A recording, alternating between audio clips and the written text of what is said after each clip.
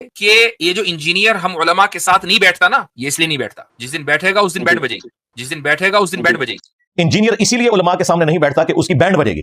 تو میں ایک دفعہ سے پھر اپنی اناؤنسمنٹ ریپیٹ کر دوں ان کی ڈیمانڈ کے اوپر کہ میں بیٹھنے کے لیے تیار ہوں، تو ٹھیک ہے آپ اپنے بڑے کو لانچ کرو، مفتی تقی عثمانی صاحب کو، تو عوام دیکھ لے گی کہ اصول اور عقائد میں کس کی بینڈ بجتی ہے۔ المطلب میں نبی ہوں، اس میں کوئی شک نہیں، میں عبد المطلب کا بیٹا ہوں، اس میں کوئی شک نہیں کہ مفتی تقی عثمانی صاحب نکلیں، میں ہوں مفتی تقی عثمانی، اس میں کوئی شک نہیں، میں ہوں مفتی اعظم دیوبند، انجینئر سامنے نکل، اور یہ ان کی خواہش پہ میں پھر۔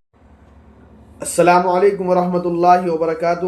ناظرین اکرام، 2 دن پہلے حضرت مفتی یاسر ندیم الواجدی آن لائن تھے، انہوں نے اس جاہل کو انوائٹ کیا تھا لیکن یہ سامنے نہیں آیا تھا، اور پھر یہ کہتا ہے کہ میں چیلنج کر رہا ہوں مفتی تقی عثمانی کو اور مفتی عبد الواحد قریشی کو، مفتی طارق مسعود کو اور مفتی یاسر ندیم الواجدی کو۔